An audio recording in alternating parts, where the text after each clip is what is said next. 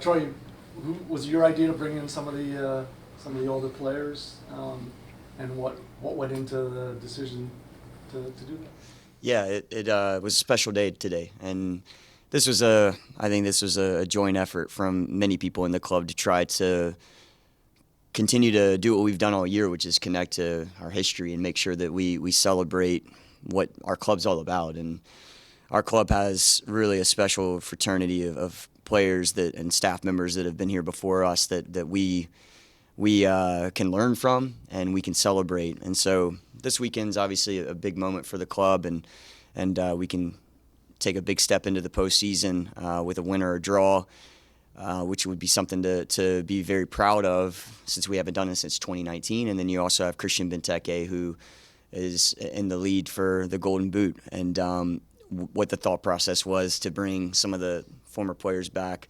John Harkes was here today, Marco Echeverri, Jaime Moreno, Luciano Emilio, Dwayne Di Rosario, Ryan Nelson, Steve Birnbaum, of course. To bring these guys back in was to hear a little bit from them, and our guys need to understand what responsibility that they carry this weekend and how supported they are.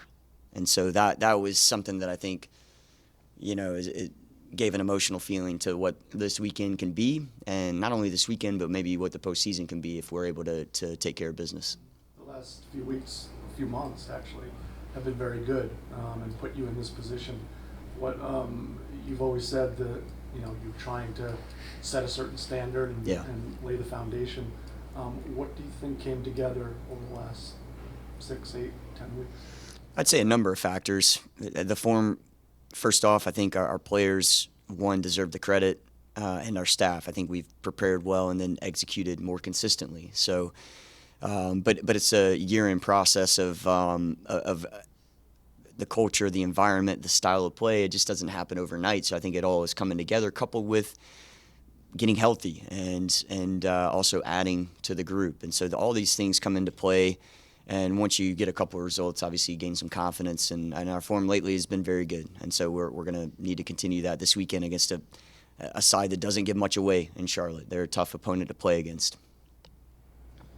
Then we'll go to Gio. Troy, your last regular season game. How is it looking back on the season and your first experience with DC United? Yeah, what we set out to do in the beginning of the year, I think we've made steps towards some of those goals. And then just again to reference it, I think there's an understanding now of our culture and our environment in terms of the values that we want to live up to. There's an identity on the field. You can see, again, what we want to do when we're at our best. We've gotten some good results, and now we have an opportunity. We put ourselves in a position to make the postseason. So those were some of the goals at the beginning of the year, and we have the chance to take the biggest step in terms of getting into the postseason to really celebrate all those other things that I mentioned. But there's still a lot of work to do. I mean, we're a long ways off from what I think where we want the club to be. But this would certainly be one more step this weekend to be able to accomplish that in the right direction. And then DC United not making the playoffs since 2019. Now 5 years later, there's a huge possibility. What's the pressure like maybe of delivering on Saturday? Yeah, the pressure's high. And I think that's okay to say. And what I would tell you is every player, every staff member wants that responsibility and wants that pressure. That's something that we've all signed up for. We wanted to be in this position. You'd much rather be in a position like this than a last regular season match that means nothing. And this means a lot. So that's a good thing. We'll go to Kick Round. You're playing a team in Charlotte that's already kind of booked their ticket to the playoffs. What you mentioned a little bit about the stuff you're going to have to face and what they bring to the field. Just how much motivation do you think that team's going to have compared to you guys? As obviously you guys are playing for your season, they're still playing. Yeah, look, I don't. From our end, we have a lot to play for, and I think the emotions of the game are going to be high from the support we're going to get, not only from the players that were here today, and some of the past players that have represented the club, but our fan base. They're excited about this potential, as they should be, and we just need to channel those emotions in the right way to focus on playing against a side and relationship to Charlotte that they have a lot to play for as well. I mean, there's a potential for them to move up the table, and just in general, the way that they've gone about every match this year, they've limited opponents to very few chances. So it was hard for us the first time we played against them to generate a lot, and we've been pretty good at generating chances against most teams this year. But this weekend, for us to take anything off of them, we have to be on point and be laser focused, and we're going to keep going for the game. We're not looking for a draw. We're not looking for other results to go our way. If we win, then we actually get to host that wild card game without a doubt, and that's where we want to be. How much is it going to be you or somebody going to be in your ear kind of telling you what else is happening around the league? Because everyone obviously playing at the same time in this final match day. Or is it one of those things where it's like, let's just go take care of business? Is there certain situations, or is it a situational thing on Saturday, depending on what's happening in your guys' match, that you might want to hear what's happening in their matches? Or of course. Is it just focused? Yeah, last year I had some experience with that with Red Bull, and we were in a similar position. And you have to be aware of what's going on in the other matches because it can change very quickly. Right now we're above the line, and Montreal is, and Atlanta and Philadelphia could very well flip with us. I mean, that can happen. So our primary focus is on what I just said, which is to go get 3 points, and then we don't have to worry about that. But this is in terms of total preparation, we have to be also ready for what the other results are. So we'll be aware of those certainly at halftime as we get into the second half, with the majority of our focus on us. You guys have been in matches down the stretch where you guys have had to play the whole way through the extra time to get an outcome, especially thinking of that Nashville game, obviously.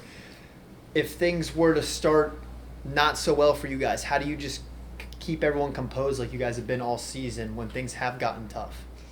Yeah, I think we're prepared for that. So, I don't think there's anything different than we need to do if things don't go our way or don't go to plan in the beginning. And we just have to continue to fight for one another and stay true to who we are. And I think in the end, we can always be satisfied with what the outcome is if we have that type of mentality. Expectations, you mentioned about the crowd and some of the legends being here and a lot of the pressure. What can you expect, or is it too hard to expect what you're gonna walk into at Audi Field on Saturday night? Yeah, no, I don't think that I don't want to create an expectation because I think that the expectation should be for us to go in and try to provide something for our fan base this weekend. So this is something that we haven't done a good enough job of all year at Audi Field. We need to secure 3 points, and a draw also will get us into the postseason, but that's our main focus. And we'll go back to Steve. Availability, you had that 2-week gap between games. Did that help with some of your guys still recovering from injury, or they're still? Yeah, the only one that just got a little bit more time was David Schnegg. Has had a couple good weeks since being available against New England, so he's gotten a little bit more training, and that's good to see. No recurrence of an injury, and then the other guys that are out still, and Matai, Connor, and Jackson are still in the same place. Garrison's going to be a little bit questionable for the weekend as well, but outside of that, that's kind of where we are. Garrison just Yep, exactly. Just training. Yep. And we'll take some from Zoom, Matt. We'll go to Dave Johnson. Hey, Troy, Christian talked about the importance of staying in the moment in games. The moment is what it's all about, not thinking what's past, what's ahead. Isn't that kind of the ethos of this team, and why have they been so able to stay in the moment? I mean, think about, the Nashville game, and they stay in the moment, won the game. Just your thoughts on staying in the moment, because that's not easy to do. It's not, and I think especially this weekend, this is probably going to be the biggest priority, Dave. Is you can get lost in the moment a little bit of the euphoria sometimes of what could be, and when you start thinking that way, you lose complete track of what your job is, and so that's our job to make sure that we as a staff keep them focused. But the guys have done an incredible job of that all year, so my expectation is they'll be ready to do it again Saturday. And along the lines where you just said Christian Benteke, it's obviously the goals, and he's big in stature, but can you put into words just what he's meant in terms of he's not a I don't think a rah-rah guy, but yet he seems to be a leading force. Or how do you see that, or see Christian in his role as a leader? Yeah, I mean, first off, he's a leader by the type of person that he is. I mean, he's one of the best humans that I've been around, on the field, off the field, and he's someone that he likes the pressure. He wants to take that responsibility on. He knows that he's a big player in our team, and how he models the right behavior, whether he's the goal scorer or not, is something that I think everybody can look up to. You don't have to be a leader by always being a voice. Christian, when he speaks, people listen, but he's a guy that also doesn't complain whenever things get difficult.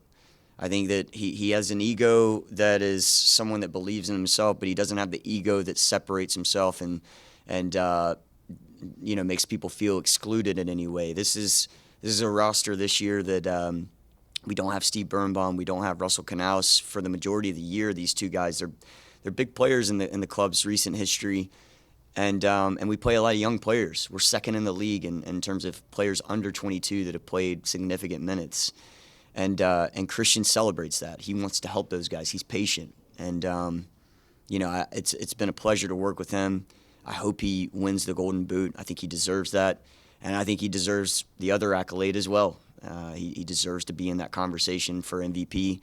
Because without him, it's a different season for DC United.